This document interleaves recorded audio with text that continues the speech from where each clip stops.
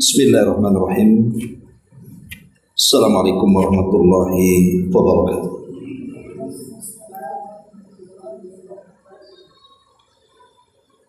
Alhamdulillah wassalatu wassalamu ala Rasulillah wa ala alihi wa sahbihi wa mawala wa la hawla wa la quwwata illa billahi wa ba'd. Kita lanjutkan kembali kajian kita, masih membahas tafsir surah Al-Insan, dan kita masuk pada ayat ke-6 dan seterusnya. Tapi kita baca dari ayat 5. A'udzubillahi minasyaitonirrajim. Bismillahirrahmanirrahim. Inna a'tadna lil kafirina salasilan wa aghlalan wa sa'ira. Innal abrara yashrabuna min ka'sin kana mizajuha kafura 'aynan yashrabu biha ibadullahi yufajjirunaha tafjira. Yufuna bin nadri wa yakhafuna yawman kana syarruhu mustatira wa yut'imuna at-ta'ama ala hubbihi miskinan wa yatiman wa asira. Innama nut'imukum liwajhillah la nuridu minkum jazaan wala syukura inna nakhafu min rabbina yawman abusan qamtarira. Allah Subhanahu wa ta'ala berfirman, sungguh kami telah menyediakan bagi orang-orang kafir itu salasila, rantai-rantai, wa aghlalan, dan juga belenggu, wa sa'ira, dan neraka yang menyala-nyala. Dan sungguh orang-orang yang berbuat kebaikan itu akan minum dari segelas air yang campurannya adalah air kafur, yaitu mata air dalam sorga yang diminum oleh hamba-hamba Allah, dan mereka dapat memancarkan dengan sebaik-baiknya. Mereka adalah orang-orang yang memenuhi nazarnya dan takut akan satu hari yang azabnya merata di mana-mana. Lalu mereka memberikan makanan yang disukainya kepada orang-orang miskin, anak yatim, dan tawanan-tawanan perang, seraya berkata, sungguh kami memberi makan kepadamu hanyalah karena mengharap wajah Allah, kami tidak mengharap balasan dan terima kasih dari kamu. Sungguh kami takut akan azab Rabb pada hari ketika orang-orang berwajah masam penuh dengan kesulitan. Ma'asyiral muslimat yang dimuliakan Allah Subhanahu wa ta'ala, ayat ini menjelaskan kepada kita tentang dua akibat yang disebabkan oleh dua kelompok. Pertama, orang-orang kafir, dan yang kedua, orang-orang yang beriman. Adapun orang-orang yang ingkar, orang-orang yang kafir kepada Allah Subhanahu wa ta'ala, di sini Allah katakan inna a'tadna lil kafirina salasilan wa aghlalan wa sa'ira. Sungguh kami telah menyediakan bagi orang-orang kafir itu dengan 3 azab. Naudzubillah. Apa itu? Pertama, salasilan. yang kedua aghlalan, dan yang terakhir sa'ira. Adapun salasil, salasil artinya rantai. Kalau kita sering melihat di dunia orang-orang yang mereka ditangkap karena kriminal kemudian dimasukkan ke dalam penjara, sering kita lihat mereka dirantai. Tapi rantai di dunia ini paling sebatas hanya sekedar di kaki, kalau memang kriminalnya berat, ataupun rantai yang ada di tangan. Terkadang rantai itu beruntai kepada tangan-tangan yang lainnya. Itu rantai bagi penjahat di dunia, hanya diikatkan di tangan, di kaki, atau boleh jadi di leher. Tetapi salasil yang Allah Subhanahu wa taala sediakan kelak pada hari kiamat bagi orang-orang kafir itu bukan diikat di tangan, bukan pula di kaki, tapi dimasukkan lewat mulut dan keluar dari lubang dubur. Ibu kalau melihat ada orang yang memanggang ayam utuh, biasanya akan ditusukkan besi dari mulutnya sampai ke duburnya. Lah begitulah gambarannya penduduk neraka itu. Allah Subhanahu wa taala akan rantai mereka dengan cara memasukkan rantai itu ke dalam mulutnya, kemudian keluar dari duburnya. Kemudian terkadang para malaikat itu akan memegang rantai itu kemudian memutar-mutar. Bayangkan diputar-putar, kemudian dijatuhkan ke dalam neraka. Nanti di bawah neraka itu ada malaikat lagi, kemudian memutar-mutar, kemudian dilempar lagi ke atas. Dan seperti itulah siksaan penduduk neraka. Mereka akan dirantai kemudian disiksa. Ini makna daripada salasil. Kemudian yang kedua aghlalan, dan juga belenggu. Di mana belenggu itu adalah rantai yang mengikat antara leher dan tangan. Jadi kedua tangan taruh di belakang punggung sini, ya. Kemudian belenggu itu atau rantai yang diikatkan dari tangan ke leher di sini, belakang leher di situ, dan rantai itu akan menjulur ke bawah sehingga wajahnya akan tersungkur, dan ketika itulah dia berjalan dengan wajahnya. Itulah yang Allah Subhanahu wa taala katakan dalam surah Al-Furqan ayat 34. Alladzina yuhsyaruna ala wujuhihim ila jahannam ulaika syarru makanan wa adhallu sabila. Orang-orang yang dibangkitkan pada hari kiamat dalam keadaan berjalan di atas wajah-wajah mereka. Kemana? Menuju neraka jahannam. Mereka itulah orang yang paling buruk tempatnya dan paling sesat jalannya. Ada seorang laki-laki datang menghadap Nabi SAW dan mengatakan, "Ya Rasulullah, kaifa yuhsyarul kafir ala wajhi yaumal qiyamah?" Orang ini mengatakan, "Ya Rasulullah, macam mana caranya orang kafir itu berjalan dengan wajahnya? Bukankah orang berjalan itu dengan kedua kakinya? Ini berjalan dengan wajahnya. Macam mana bisa dia berjalan dengan wajahnya?"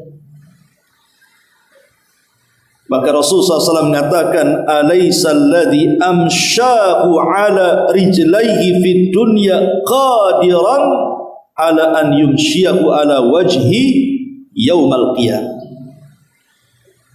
Maka Rasul sallallahu alaihi wasallam kemudian mengatakan, bukankah zat yang telah membuatnya berjalan di atas kedua kakinya ketika hidup di dunia sangat berkuasa juga untuk membuat ia berjalan di atas wajah-wajahnya pada hari kiamat. Kenapa kau heran? Yang membuat orang berjalan dengan kedua kaki kan Allah. Maka yang membuat orang berjalan dengan wajahnya pun Allah subhanahu wa ta'ala. Tidak mustahil bagi Allah membuat orang seperti itu. Na'udzubillah summa na'udzubillah. Makanya Allah subhanahu wa ta'ala juga mengatakan di dalam surah Yasin, ma'ruf surah Yasin, Allah mengatakan, inna ja'alna fi a'naqihim aghlalan fahiya ilal adhqani fahum muqmahun. Dalam surah Yasin ayat ke-8, sungguh kami telah memasang belenggu di leher-leher mereka, lalu tangan mereka yang terbelenggu diangkat ke dagu, karena itulah mereka tertengadah. Akhirnya mereka pun berjalan dengan wajah-wajah mereka. Ma'asyiral muslimat yang dimuliakan Allah subhanahu wa ta'ala, inilah azab yang kedua yang disebut dengan aghlal, belenggu-belenggu yang diletakkan di leher-leher mereka. Kemudian yang ketiga, Allah subhanahu wa ta'ala mengatakan wasa'ira, dan dia akan ditempatkan di neraka sa'ir. Sa'ir itu kalau dalam bahasa Arab ala wazni fa'ilun. Sa'irun itu mengikuti wazan fa'il. Dan wazan fa'il dalam bahasa Arab itu yufidud daimumati wal istiqrar, memiliki faedah daimumah, terus menerus dan menetap selamanya. Artinya siapapun yang masuk ke neraka syair, maka selamanya dia tidak akan keluar dari situ. Lain dengan jahannam. Kalau neraka jahannam, orang yang masuk di dalamnya terkadang bisa keluar lagi setelah dicuci dosa-dosanya. Makanya Allah subhanahu wa ta'ala berfirman di dalam surah, kalau tidak salah, Al-Ma'arij,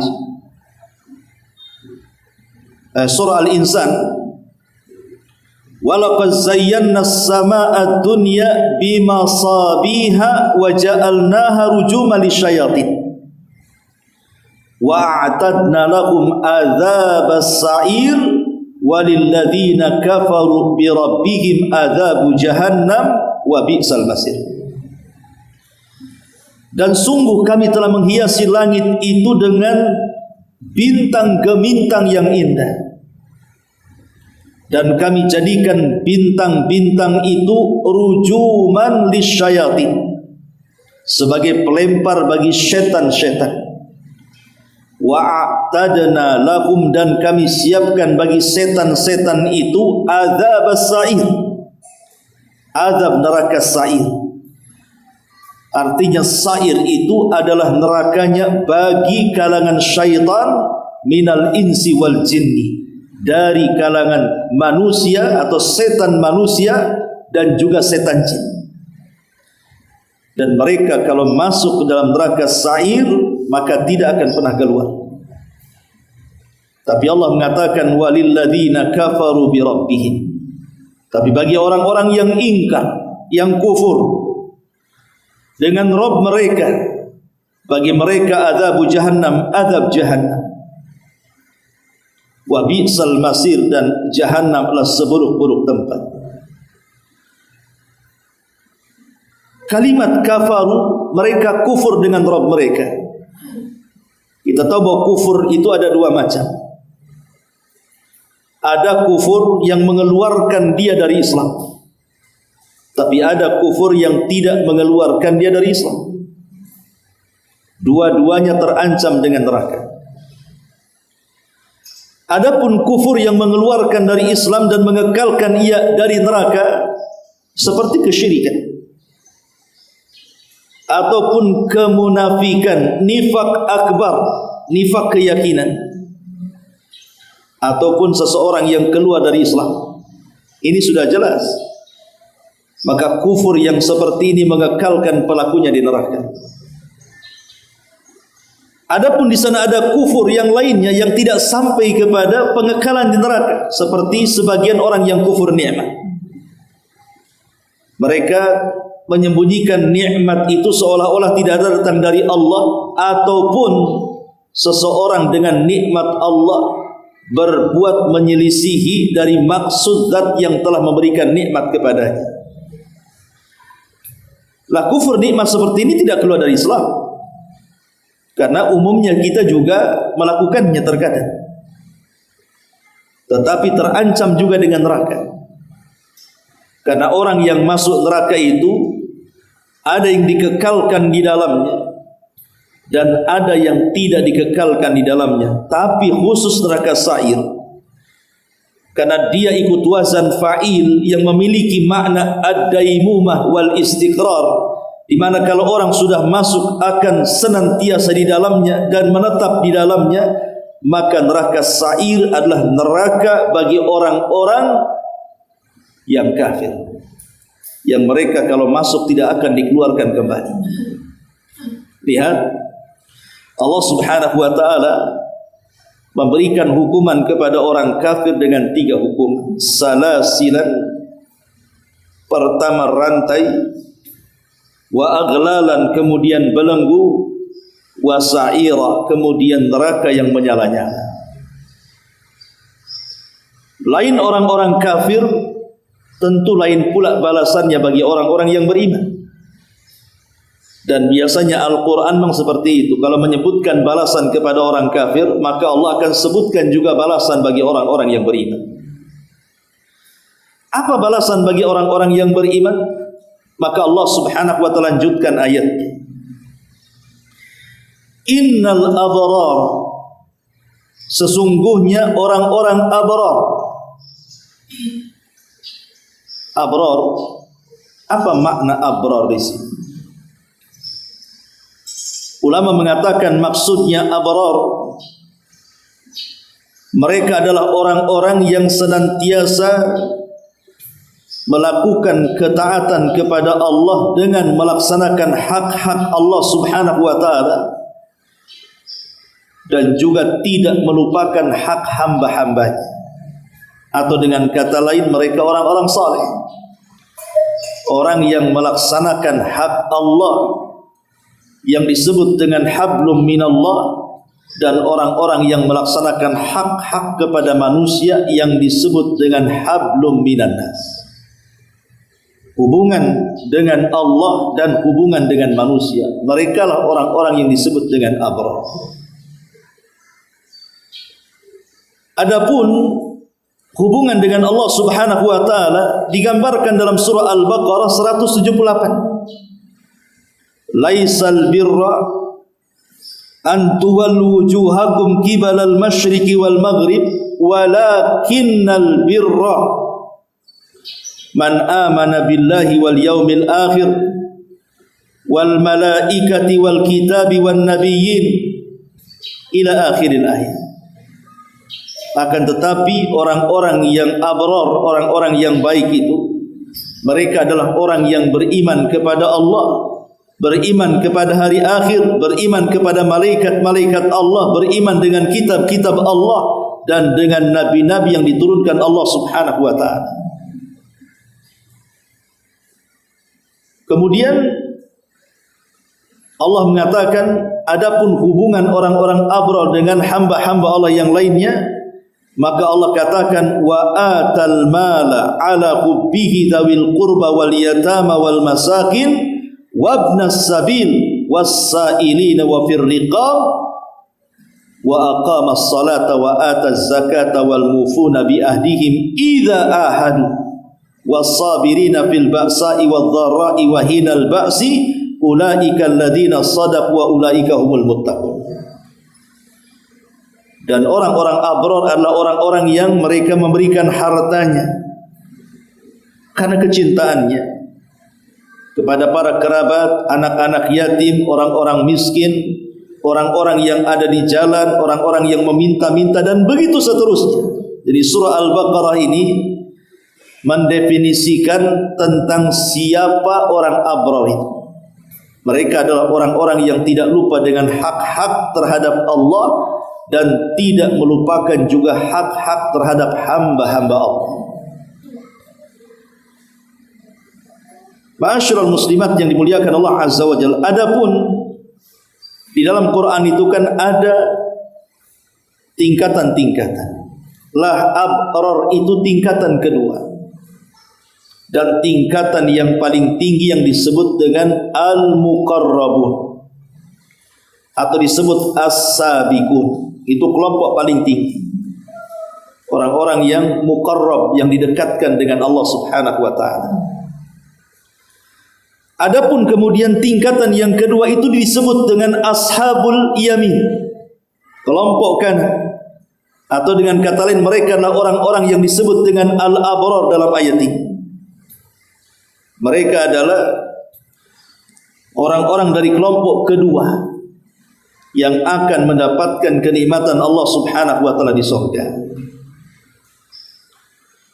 Apa kenikmatan yang Allah akan berikan kepada abrar?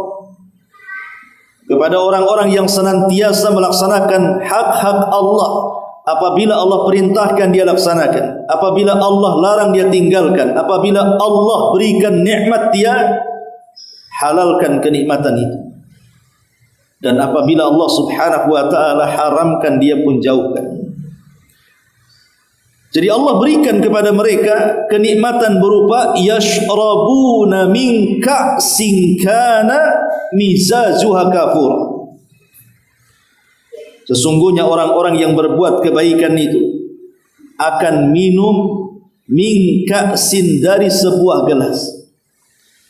Kana mizazuha kafura, berisi minuman yang campurannya adalah air kafur. Kita tahu bahwa di sorga itu ada minuman namanya tasnim. Tasnim itu minuman yang paling lezat. Kalau minuman yang Allah berikan kepada para muqarrabun, maka minuman ini akan diberikan secara murni kepada mereka tanpa ada campuran.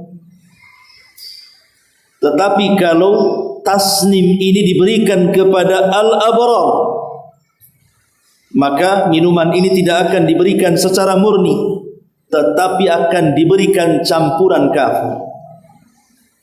Kalau saya buat analogi seperti ini,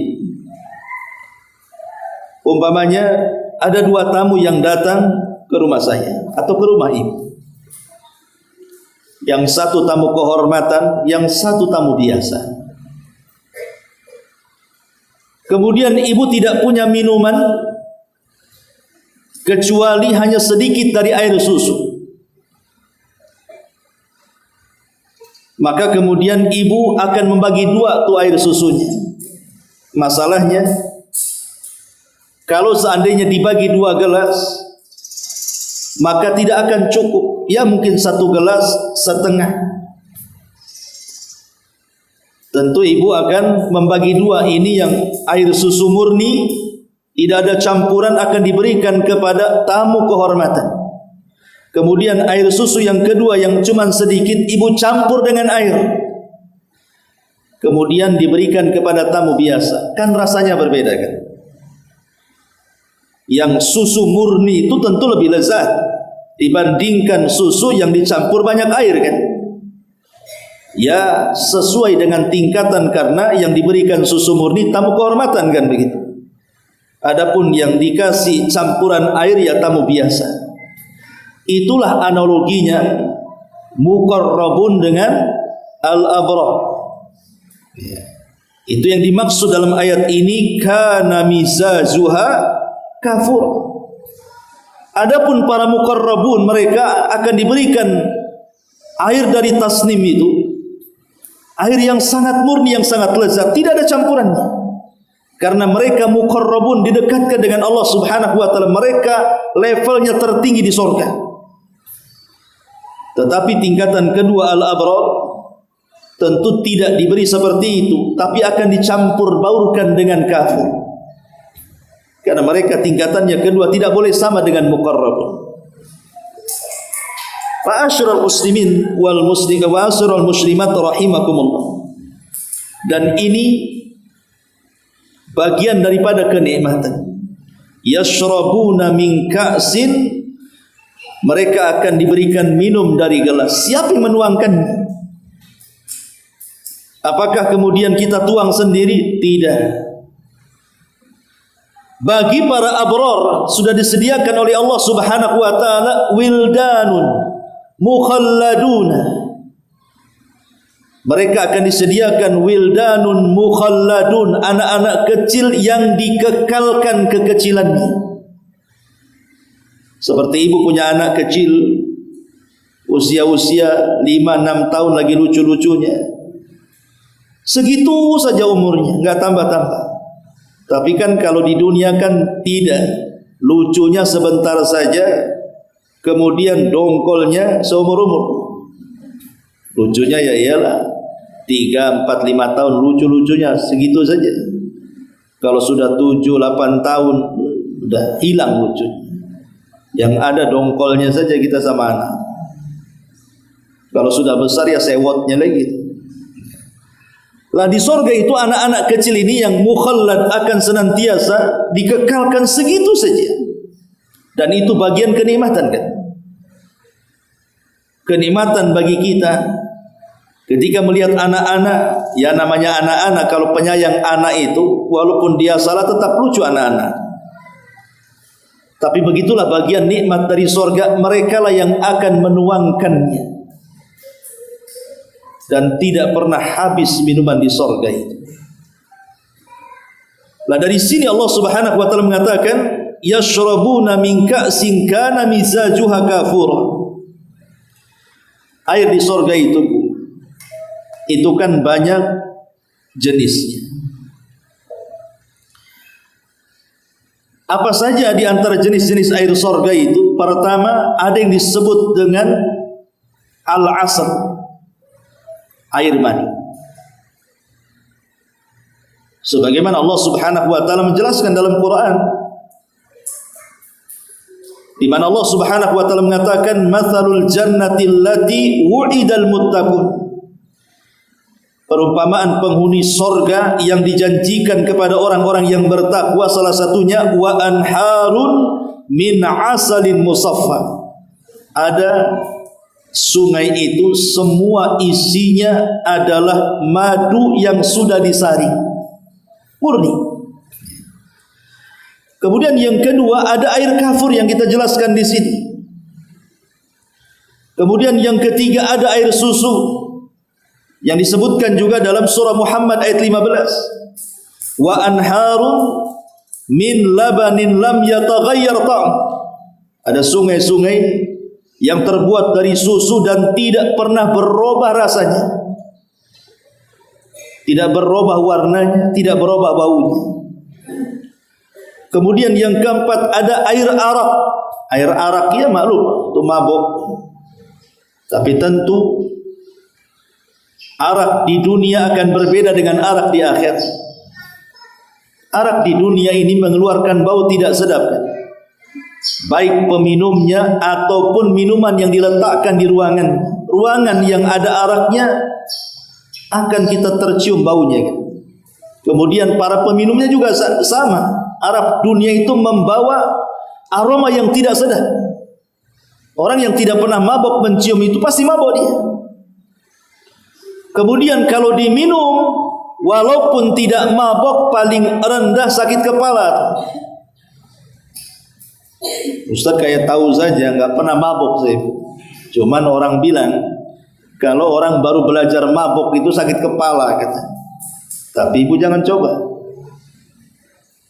Jadi arak di dunia ini paling rendah sakit kepala, ya paling tinggi nyungsep di parit lah. Orang mabuk, ya kan? Ngomong nggak jelas, udah hilang akalnya. Tapi khamar di akhirat tentu akan berbeda. Allah mengatakan yutafu alaihim bika'sim min ma'in baydha'a ladzatin lisyaribin la fiha ghaulun wa lahum anhu yunzafun. Dalam surah As-Saffat ayat 45-47 diedarkan kepada mereka gelas-gelas yang berisi khamar dari sungai-sungai yang mengalir, warnanya putih bersih, sedap rasanya bagi orang-orang yang meminumnya. Tidak ada dalam khamar itu alkohol dan mereka tidak mabuk karenanya. Jadi tidak memabukkan khamarnya, sangat lezat bagi peminumnya. Dan siapa yang mabuk di dunia, dia tidak akan mabuk di akhirat. Man syaribal khamra fid dunya lam yashrabhu fil akhirah. Siapa yang minum khamar di dunia, maka dia tidak akan minum khamar di akhirat. Kemudian yang kelima ada air jahe yang disebut dengan zanjabila. Wa yusqawna fiha ka'san kana mizajuha zanjabila ainan fiha tusamma salsabila. Dan di sana mereka diberi segelas minuman bercampur jahe yang didatangkan dari sebuah mata air di sorga yang dinamakan dengan salsabila. Dan tentu berbagai macam ini yang dicantumkan dalam Quran. Jenis minuman di sorga itu pasti semua ada. Yang ada di dunia pasti ada di sorga. Walaupun perbedaannya hanya kesamaan nama tapi bukan kesamaan hakikatnya. Atau bahkan yang tidak ada di dunia semua ada di sorga. Karena sorga adalah ladang tempat kenikmatan bagi manusia. Ma'asyiral muslimat yang dimuliakan Allah Subhanahu wa taala. Kemudian Allah Subhanahu wa taala mengatakan, "Ainan yashrabu biha ibadullah yufajjirunaha tafjira." Yaitu mata air dalam sorga yang diminum oleh hamba-hamba Allah dan mereka dapat memancarkannya dengan sebaik-baiknya. Artinya mata air di sorga itu kapanpun kita mau, dari apapun minuman yang kita kehendaki, mau seperti apa rasa yang kita maui, itu tinggal ya di situ mungkin ada tembok, tinggal dipencet saja temboknya, keluar air. Ya. Dulu di zaman Bani Israel, ketika Bani Israel kekurangan air karena paceklik yang berkepanjangan, akhirnya kemudian mereka pun datang kepada Nabi Musa alaihi salatu wassalam agar meminta kepada Allah minuman yang bisa mereka minum. Maka Allah Subhanahu wa taala perintahkan kepada Musa, anidrib bi asaqal hajar, pukullah dengan tongkatmu batu itu. Apa yang terjadi? Keluar air dari batu itu. Maka Bani Israel kemudian membawa batu itu. Kalau batu itu dibawa maka tidak keluar airnya, tapi kalau batu diletakkan maka keluar airnya. Tapi di sorga itu tidak perlu dibawa dan diletakkan. Ini di dunia. Bani Israel susah harus membawa meletakkan kan begitu. Tapi di sorga tidak seperti ini. Di sorga itu tidak pernah kita bawa, bahkan air itu yang mendatangi kita dan kita tinggal meminumnya. Ibu bisa minum sambil baring, bisa minum sambil duduk, bisa minum mungkin lewat jendela, bisa minum sambil di bawah pohon. Di mana saja ibu duduk tinggal minta air itu sudah ada di hadapan. Dan itulah firman Allah Subhanahu wa taala di mana Allah mengatakan bahwa kenikmatan di sorga itu memang tidak bisa digambarkan atau dibayangkan seperti apa. Karena Allah mengatakan fala ta'lamu nafsum ma ukhfiya lahum min qurrati a'yunin jazaa'an bima kanu ya'malun. Tidak ada seorang pun mengetahui seberapa nikmatnya kehidupan surga itu. Karena Rasul mengatakan mala ainun ra'at wala udhunun sami'at wala khatara ala qalbi bashar. Tidak pernah dilihat mata, didengar telinga, terlintas di otak manusia pun tidak bisa, saking nikmatnya. Kemudian Allah Subhanahu wa taala berfirman setelah menjelaskan tentang sebagian kecil kenikmatan surga yang Allah berikan kepada abrar, kepada orang-orang baik. Lah minuman yang lezat itu, kenikmatan yang begitu nikmat di surga itu untuk siapa? Untuk siapa orang-orang abrar dari kita itu? Maka Allah Subhanahu wa taala mengatakan yufuna bin nadri, bagi orang-orang yang memenuhi nazarnya. Bagi orang-orang yang memenuhi nazarnya. Nazar di sini apakah nazar yang ma'ruf kita pahami? Ada yang mengatakan ya, bahwa yang dimaksud nazar di sini ya nazar. Tetapi nazar yang dimaksud di sini bukan nazar iwat yang biasa dilakukan manusia. Yang biasa dilakukan manusia kan nazarnya nazar iwat, Bu, nazar barter. Kalau anakku sembuh, ku sembeli sapi, ku bagi-bagi kepada fakir miskin. Kalau orang tuaku sembuh, aku akan berangkat umroh. Kalau seandainya penyakitku sembuh, aku akan berangkat haji. Itu namanya nazar iwat, barter namanya. Ini haram, tidak boleh. Dan paling rendah hukum nazar seperti ini makruh. Tapi ulama ada yang mengharamkan. Kenapa demikian? Karena nazar yang seperti ini seolah-olah dia mensyaratkan sesuatu kepada Allah dalam mendekatkan diri. Masa Allah disyaratkan bahwa dia akan beribadah kalau engkau menyembuhkan penyakit? Ini kan su'ul adab namanya. Ini namanya sedikit sekali adabnya dengan Allah.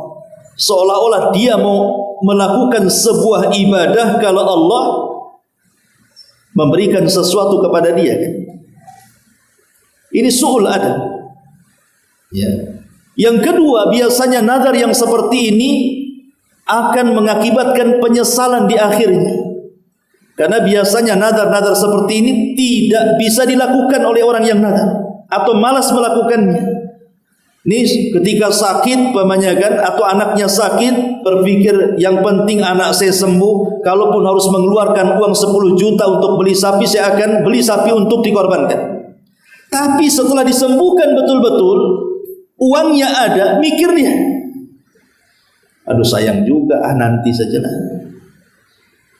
Akhirnya kemudian uang itu hilang, mikir dengan nazarnya. Umumnya nazar seperti ini jarang orang melaksanakannya dan timbul penyesalan. Tapi satu hal bahwa nazar seperti ini tidak merubah takdir. Nazar itu tidak merubah takdir. Apakah kalau seandainya ibu bernazar dia akan sembuh? Ya Allah, kalau anak saya sembuh saya akan umrah. Apakah kemudian nazar seperti ini bisa menyembuhkan anak? Tidak. Betapa banyak orang nazar tidak sembuh juga orang itu. Karena nazar itu tidak merubah takdir siapapun. Dan nazar yang seperti ini biasanya tidak terucap kecuali dari orang bakhil. Sebab kalau tidak sembuh dia tidak sedekah. Sebab kalau dia tidak lulus tidak umrah. Kan bakhil orang seperti ini. Jadi yang dimaksud nazar dalam ayat ini yufuna bin nadri, orang-orang yang memenuhi nazarnya. Maksudnya di sini bukan dari segi nazarnya, tapi dari segi memenuhi nazarnya. Orang sudah nazar, maka dia harus memenuhi nazarnya. Makanya kan hukum nazar itu aneh, awalnya haram kemudian akhirnya wajib, atau awalnya makruh akhirnya wajib. Ketika bernazar bisa jatuh kepada keharaman. Kalau itu nazar iwad yang saya jelaskan tadi. Tapi kalau sudah terjadi nazar, kemudian Allah berikan atau Allah kabulkan nazarnya, maka dia wajib memenuhi nazarnya. Jadi Allah hanya memuji orang-orang yang memenuhi nazar, bukan orang yang bernazar. Kecuali kalau nazarnya itu bukan iwad, bukan barter, ya nazar-nazar biasa saja. Ya nantilah kalau habis gajian bulan ini saya akan nazar, saya akan berikan uang ini kepada anak-anak yatim. Kan tidak ada masalah itu. Ya kan tidak ada barter di sini. Hanya ingin nazar begitu saja kepada Allah Subhanahu wa taala, antara dia dengan Allah yang tahu. Ya. Jadi yang pertama, orang-orang yang akan mendapatkan kenikmatan surga yang dijelaskan dalam ayat sebelumnya adalah orang-orang yang melaksanakan nazar. Ini penafsiran yang pertama, bahwa nazar di sini artinya ya nazar yang kita pahami. Tapi ada juga yang mengatakan nazar di sini bin nadri, bukan nazar maksud bin nadri di sini, tetapi artinya al-inzar ataupun nuzur. Peringatan-peringatan yang Allah telah peringatkan kepada kita. Mereka adalah orang-orang yang senantiasa menghindar dari nuzur. Yufuna bin nadri, maksudnya memenuhi nuzur itu memenuhi panggilan peringatan Allah. Ketika Allah memanggil jangan zina, maka kita tidak berzina. Jangan minum khamar, maka kita tidak minum khamar. Jangan berjudi, maka kita tidak judi. Jangan dusta, jangan ghibah, jangan namimah, maka kita tidak dusta, tidak namimah, tidak ghibah. Jadi dia melaksanakan peringatan-peringatan yang Allah peringatkan. Itu maksud penafsiran yang kedua bin nadri di sini. Maksudnya melaksanakan, memenuhi nuzur setiap yang diperingatkan Allah Subhanahu wa taala. Kemudian ada juga mentafsirkan maksudnya bin nadri di sini artinya al-wajibat, kewajiban-kewajiban. Jadi orang-orang yang melaksanakan kewajiban seperti salat 5 waktu, puasa Ramadan, kemudian haji dan begitu seterusnya. Kemudian yang kedua, wa yakhafuna, amalan yang kedua, mereka takut yauman, akan satu hari, kana syarruhu mustatira, di mana keburukannya itu menyebar kemana-mana. Apa yang dimaksud syarruhu mustatira? Keburukannya menyebar. Karena nanti pada hari kiamat orang-orang yang masuk neraka itu jauh lebih banyak dibandingkan orang-orang yang masuk ke dalam surga. Bandingannya, satu masuk ke dalam surga, 999 masuk neraka. Jadi bandingan penduduk surga dan neraka itu 1 berbanding 999. Berdasarkan hadis, ketika Allah Subhanahu wa taala berkata kepada Adam alaihi salatu wasalam, akhrij bi'san nar min ummatika. Ya Adam, keluarkan utusan-utusan neraka dari umat. Adam bingung maksudnya apa. Maka Allah mengatakan, pada setiap 1999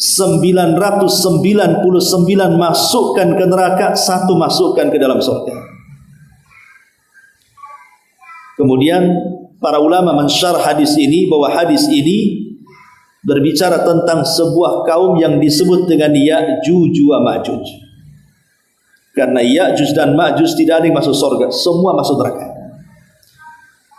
Dan jumlah mereka berbanding kita itu 1 dibandingkan 999 dari Ya'juj dan Ma'juj, 1 dari kita. Makanya Rasul Allah mengatakan kepada Isa bin Maryam agar jangan memerangi mereka, karena mereka umat yang tidak bisa diperangi dan tidak bisa dibunuh. Sembunyilah, ajak orang-orang yang beriman di bukit Tur. Kenapa Allah mengatakan begitu kepada Isa? Ya tidak mungkin 1 berkelahi melawan 999, 1 lawan 5 aja KO gitu. Ini yang dilawan 1 lawan 999, gimana yang mau dilawan? Sembunyi sajalah. Makanya Ya'juj dan Ma'juj itu tidak bisa dibunuh.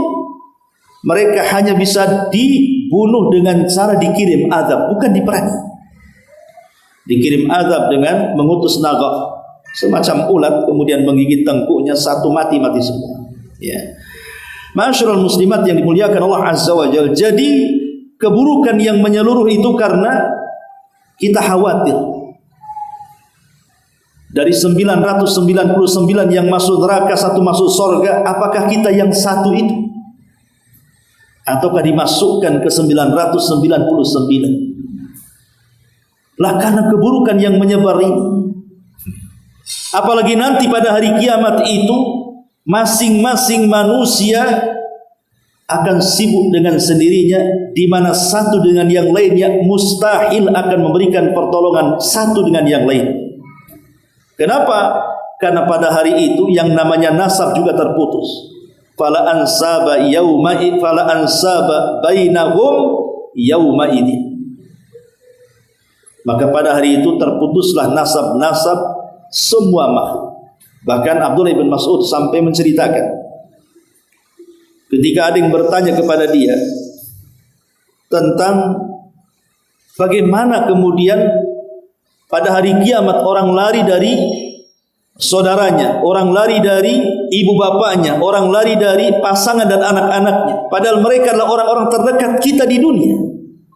Ketika di dunia kita dekat dengan mereka, tapi ketika di akhirat semua lari dari kita, sebagaimana kita pun tidak mau berjumpa dengan mereka. Kemudian Abdullah bin Mas'ud menceritakan, nanti pada hari kiamat ada orang-orang yang dihukum oleh Allah Subhanahu wa taala, seorang laki-laki yang dihukum oleh Allah diletakkan di atas panggung. Disaksikan semua makhluk dari mulai yang awal sampai yang akhir. Kemudian Allah meletakkan penyuruh di samping. Kemudian menyuruh manusia dan mengatakan, wahai manusia, siapa di antara kalian yang di dunia dizalimi haknya? Orangnya ada di sini. Silahkan minta sama dia. Tiba-tiba berbahagialah seorang wanita karena dia bisa menuntut haknya yang tidak bisa dituntut di dunia. Sekarang ada keadilan di akhirat. Padahal yang berdiri yang akan dituntut haknya itu bapaknya atau suaminya, atau boleh jadi anak laki-lakinya, atau mungkin saudara laki-lakinya.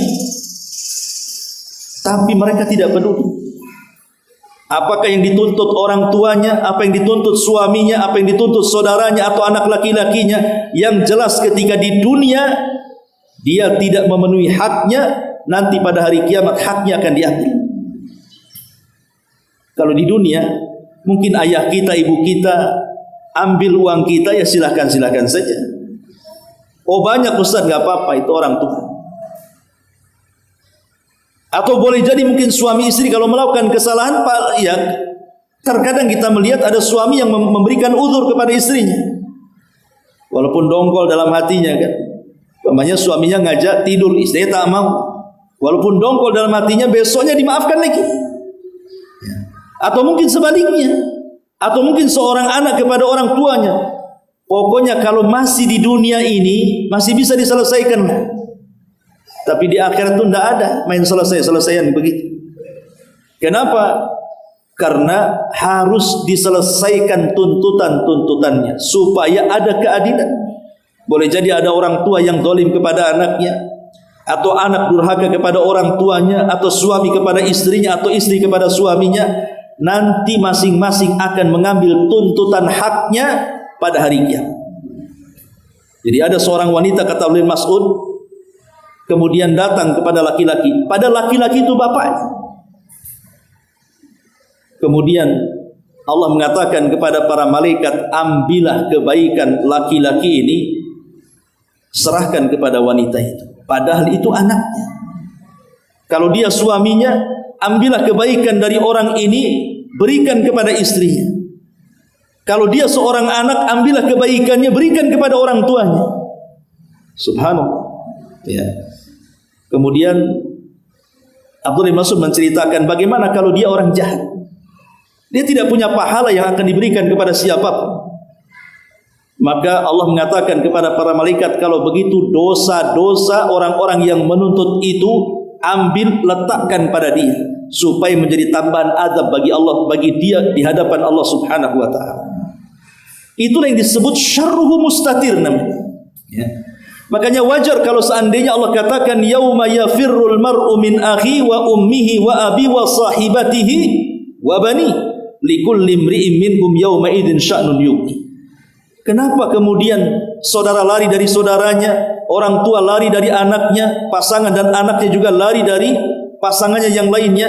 Karena mereka takut berjumpa itu, karena takut diambil pahalanya. Sehebat apapun ibu berbuat baik kepada suami, pasti ada keteledorannya kan? Enggak mungkin sempurna. Sehebat apapun suami lo berbuat baik kepada istri, pasti ada lupanya. Atau sehebat apapun orang tua mendidik anak itu, pasti ada lalainya. Lah lupa, lalai, teledor, itulah yang akan dituntut haknya. Tapi kata para ulama, kalau dia orang baik, pamannya ibu nih, sudah berusaha memberikan hak terbaik bagi suaminya, atau kalau seorang suami sudah berusaha memberikan hak terbaik bagi istrinya, atau orang tua sudah berusaha mendidik anak-anaknya, tapi qadar Allah ada kelalaian, dan kelalaian itu kemudian menjadi tuntutan pada hari kiamat, sampai akhirnya pahala kita habis diambil dia, dan tersisa hanya sebiji darah umpamanya. Maka sebiji darah ini akan dilipat gandakan kembali sampai akhirnya dia dimasukkan ke dalam surga. Kenapa? Karena memang dia orang baik. Ya, kalau orang baik masih ada kesempatan masuk surga. Tapi kalau dia orang jahat, maka pahalanya akan diserahkan kepada orang yang didoliminya, sementara dosa orang yang banyak menuntutnya akan diserahkan kepadanya. Na'udzubillah. Itu yang disebut syarruhu mustatira. Kemudian juga yang ketiga, wa yut'imuna at-ta'ama ala hubbihi miskinan wa yatiman wa asira. Kemudian amalan yang ketiga, amalan yang kedua merasakan takut. Kemudian amalan yang ketiga memberi makan dari harta yang sangat dicintainya kepada siapa? Kepada orang miskin, kepada anak yatim, ataupun kepada asir. Asir di sini memang banyak penafsiran. Ada yang mengatakan asir di sini ya maksudnya tawanan perang, orang kafir yang ditawan. Itu disebut asir. Ada juga yang dimaksud asir di sini adalah orang-orang yang terlilit hutang. Akhirnya dia pun jatuh miskin dan kelaparan, maka kita kasih makan kepada mereka. Atau yang disebut dengan asir di sini adalah orang-orang yang berada di penjara yang kekurangan makanan. Jadi amalan yang sangat afdol, yang sangat agung adalah ibu memberi makan orang-orang yang di penjara kalau seandainya pemerintah kurang bertanggung jawab. Memberi makan orang-orang yang di penjara itu, maka kita memberi makan mereka sesuatu amalan yang baik. Ya. Itu maksudnya asir. Ya. Ketika dia memberikan makanan kepada orang miskin, anak yatim dan asir itu, dia mengatakan innama nut'imukum liwajhillah la nuridu minkum jazaan wala syukura. Sambil dia berkata, sesungguhnya aku memberi makan kepadamu hanya karena mengharap keridhaan Allah. Artinya penuh dengan keikhlasan. Dia memberi makan kepada orang miskin bukan karena riya, supaya mandang atau dipandang manusia ibu itu seorang dermawan, orang yang baik hati, orang yang mudah terenyuh, orang yang mudah memberikan kasih sayang sehingga manusia memujinya. Bukan, tapi betul-betul karena keikhlasan kepada Allah. Liwajhillah, mencari wajah Allah. La nuridu minkum jaza wala syukur, di mana dia tidak mengharapkan balasan sama sekali. Begitu juga tidak menerima ucapan terima kasih. Makanya Aisyah radhiyallahu anha apabila memberi sesuatu langsung ditutup pintunya. Aisyah ini kalau ada pengemis datang, kemudian diberikan roti makanan, sebelum pengemis itu mengucapkan terima kasih, jazakillah khairan, ditutup. Aisyah tidak mau mendengar kalimat itu. Itulah ayat di sini, wala syukura. Dia tidak mau mendengar ucapan terima kasih. Kalau kita ditunggu kan, kok nggak dapat terima kasih? Dah sekali aja. Adabnya nggak bagus katanya. Masa anak kasih dia nggak ada ucapan jazakillah khairan? Kalau kita kan, berarti kita kurang ikhlas itu di sini. Jadi Aisyah itu kalau memberi, Sebelum dia mengucapkan terima kasih langsung masuk tutup pintu. Jadi bagaimana keikhlasannya luar biasa seorang Ummul Mukminin radhiyallahu anha. Dan ini mencegah adanya apa? Adanya riya kan. Dikhawatirkan kemudian dia berterima kasih, memuji, akhirnya besar kepala pula kita. Nah inilah yang kemudian Allah menyatakan innama nut'imukum liwajhillah la nuridu minkum jazaan wala syukura. Sesungguhnya kami memberi makan kepadamu hanyalah karena mengharapkan keridhaan Allah. Kami tidak mengharap balasan ataupun ucapan terima kasih dari kamu. Kenapa? Inna nakhafu min rabbina yawman abusan qamtarira. Sungguh kami takut akan azab Tuhan pada hari ketika orang-orang itu berwajah masam penuh dengan kesulitan. Wallahu alam. Sampai di sini dulu ayatnya. Sebelum saya tutup, silakan kita buka tanya jawab dulu. Alhamdulillah. Ya tentu akan berbeda tingkatan-tingkatan azab yang Allah berikan kepada orang-orang kafir dengan tingkatan azab yang Allah berikan kepada orang-orang yang beriman yang bermaksiat atau ahli tauhid yang bermaksiat. Karena nerakanya juga beda. Neraka yang paling rendah itu adalah Jahannam. Itulah nerakanya orang-orang yang ahli tauhid yang bermaksiat kepada Allah Subhanahu wa taala. Ketika di banyak hadisnya Nabi sallallahu alaihi wasallam, contoh hadis Abi Dzar yang mengatakan siapa yang dalam hidupnya meyakini tentang kalimatul la ilaha illallah, kemudian dia mati dengan kalimat itu, maka Allah akan masukkan dia ke dalam surga. Abi Dzar berkata, ya Rasul, wa in zana, bagaimana kalau dia berzina? Walaupun dia berzina, pasti orang ini masuk surga. Wa in saraq, walaupun dia mencuri Rasul, walaupun dia mencuri. 3 kali Abu Dzar mengatakan wa in zana, wa in syaraq, wa in zana, wa in saraq. Apa kalaupun dia berzina, kata Rasul, walaupun dia berzina. Bagaimana kalau dia mencuri? Walaupun dia mencuri, dia dimasukkan ke dalam surga. Tapi masuk surga ini kan ada 2 jenis. Ada yang awalian, direct masuk surga. Ada yang belakangan. Boleh jadi mungkin dia walaupun mengucapkan kalimat la ilaha illallah, tapi karena ada dosa yang harus dibersihkan, mampir dulu di neraka dia. Ketika dia mampir di neraka, ya sesuai dengan dosa lama dan tidaknya kan. Kalau dosanya banyak yang lama, kalau dosanya sedikit ya tidak lama. Baru kemudian diangkat dan dimasukkan ke dalam surga. Lah orang-orang yang ahli tauhid yang dimasukkan ke dalam surga setelah masuk ke dalam neraka, yang tentu azabnya akan berbeda dengan orang-orang kafir yang jelas-jelas dikekalkan di dalam. Karena kalau sudah cerita akhirat itu, semua kenikmatan ditentukan dengan amal, semua azab pun ditentukan dengan dosa yang dilakukannya. Seperti kita lihat dosanya orang-orang yang makan riba umpamanya kan. Bagaimana dia diletakkan di sebuah sungai darah, kemudian berenang, setiap ke tepian didatangkan malaikat, kemudian disuapi batu besar, akhirnya kemudian ke tengah lagi. Atau umpamanya azab orang-orang yang sengaja tidur saat datang waktu sholat. Sengaja dia tidur, bukan memang ngantuk sekali. Tapi kalau ngantuk sekali kan memang tidak boleh sholat kita dalam kondisi ngantuk kan. Nanti macam-macam pula bacaannya, ya kan? Nah, tapi kalau dia sengaja waktunya azan malah tidur, maka azabnya berbeda kan begitu.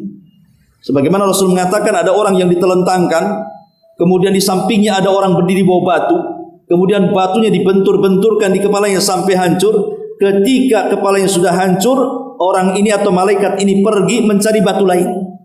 Setelah dapat batu lain datang, rupanya kepalanya sudah balik lagi ke semula. Akhirnya dibenturkan lagi. Nah, itu kan beda dosa, beda siksa. Ya. Beda dosa, beda siksa. Dan begitu seterusnya. Wallahu a'lam. Iya, pahamlah. Ya, apakah orang yang memaafkan orang yang kurang memberikan hak kepada kita akan tergugurkan hukumannya pada hari kiamat? Maka kita katakan tidak.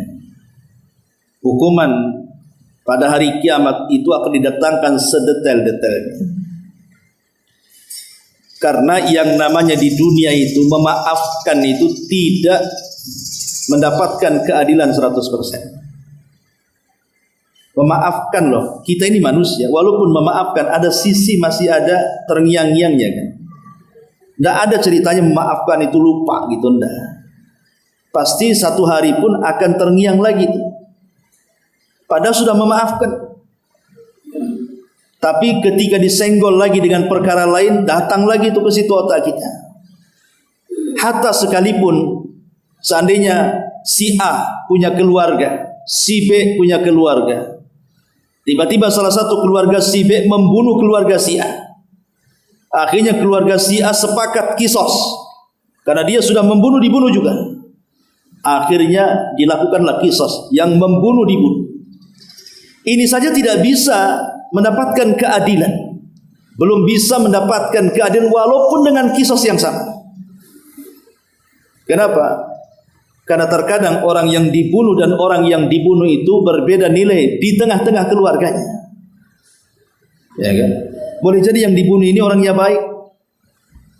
Mungkin ketika dia hidup dialah sebagai tulang punggung keluarga. Sementara yang bunuh ini anak nakal pula.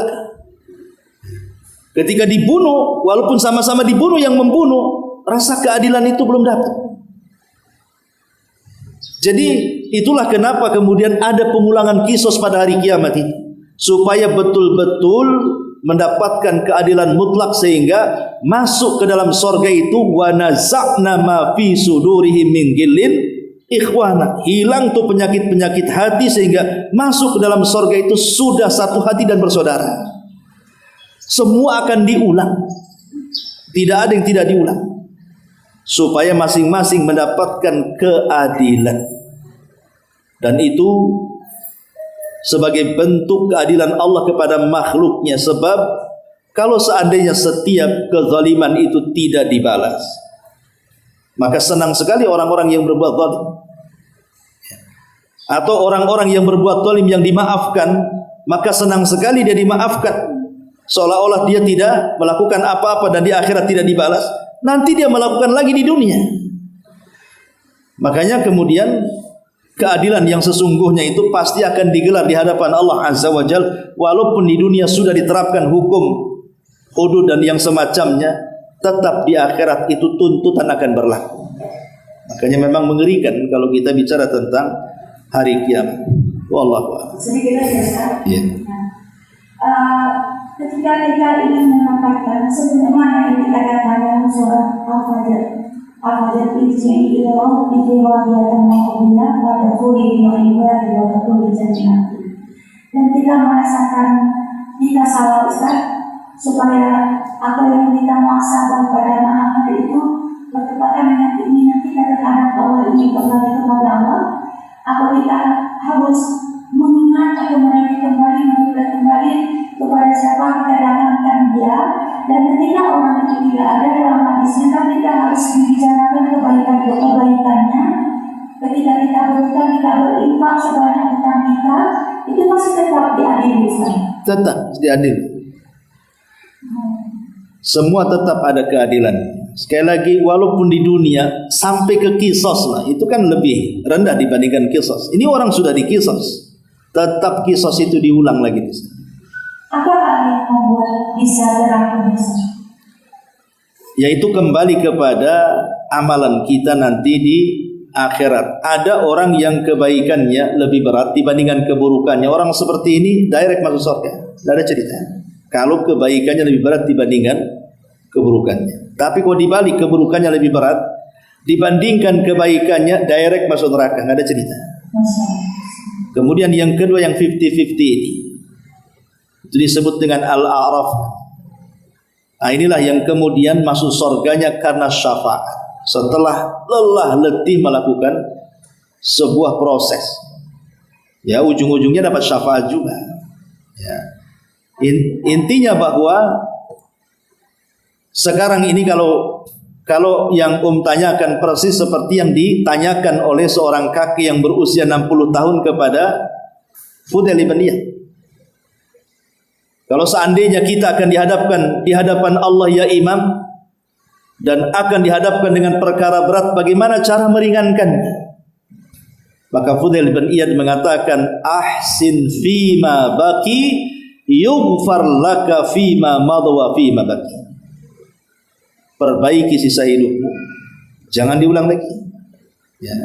Kalau yang dulu-dulu memang kita pernah mendolimi orang, menggibah orang, menghina orang, namimah dengan orang dan begitu seterusnya, tinggalkan. Perbaiki sisa hidupmu.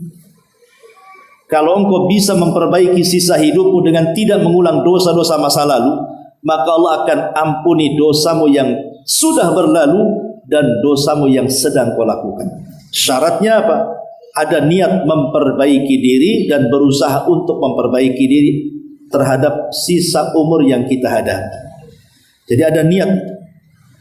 Itulah jawaban Fudail bin Iyad kepada laki-laki tadi yang sudah tua karena ketakutan akan hisab di hadapan Allah. Wa ya subhanaka wa bihamdika asyhadu an la ilaha illa anta astaghfiruka wa atubu ilaik. Allahu taala alam. Assalamualaikum warahmatullahi wabarakatuh.